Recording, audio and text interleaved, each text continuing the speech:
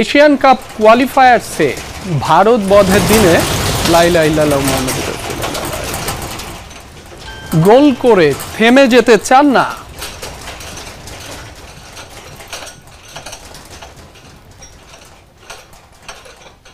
দর্শক, এই মুহূর্তে কিছুটা ভূমিকম্প অনুভূত হয়েছে, বড় আকারেরই হতে পারে। কয় মাত্রার ভূমিকম্প সেটি হয়তো কিছুক্ষণের মধ্যেই জানা যাবে।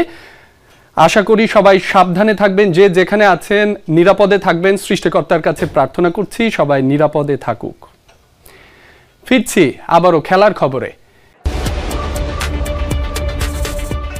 খেলা চলাকালীন ভূমিকম্পে কেঁপে ওঠে মিরপুর সহ গোটা দেশ। ব্যাটে বলে মনোযোগী ক্রিকেটাররা আতঙ্কিত হয়ে ওঠেন আকস্মিক এই ঘটনায়।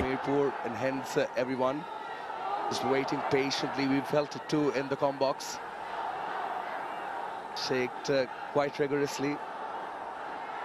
We're still here, and everyone out of the dressing room also. তবে ভাগ্য সহায় অনাকাঙ্ক্ষিত কোনো ঘটনার মুখোমুখি হতে হয়নি। এদিকে ক্রিকেটের লড়াই অবশ্য বাংলাদেশি বোলাররা এক প্রকার ভূমিকম্প আতঙ্ক বইয়ে দিচ্ছেন আইরিশ ব্যাটারদের ওপর। একের পর এক উইকেটের পতনে ন্যূনতম প্রতিরোধ গড়তে ব্যর্থ সফরকারীরা। প্রথম ইনিংসে তাদের অল আউট হওয়া এখন সময়ের ব্যাপার মাত্র। সেই সাথে উকি দিচ্ছে ইনিংস ব্যবধানে পরাজয়ের শঙ্কা। আগের দিন ৯৮ রানে ৫ উইকেট হারানোর পর তৃতীয় দিনের লড়াইয়ে নামে আয়ারল্যান্ড। এদিন শুরুটা ভালো করলেও তাইজুল ইসলামের জোড়া আঘাতে লন্ডভন্ড হয়ে যায় আইরিশদের ব্যাটিং অর্ডার। ইনিংসের ৫৯তম ওভারে জোড়া উইকেট শিকার করেন এই স্পিনার। ওভারের প্রথম বলে স্টিভেন ডোহেনিকে বোল্ড করেন। এক বল বিরতি দিয়ে তাইজুলের শিকার অ্যান্ডি ম্যাকব্রাইনের উইকেট। ১৭৫ রানে ৭ উইকেট হারিয়ে ফেলে আয়ারল্যান্ড। তারা গুনতে শুরু করে অল আউট হওয়ার প্রহর।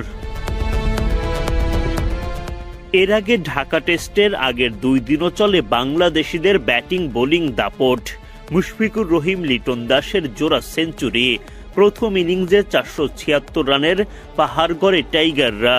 দ্বিতীয় দিনের শেষ সেশনে আয়ারল্যান্ড ব্যাটিংয়ে নামলে খালেদ, মিরাজ, তাইজুল, মুরাদরা তুলে নেন ৫টি উইকেট।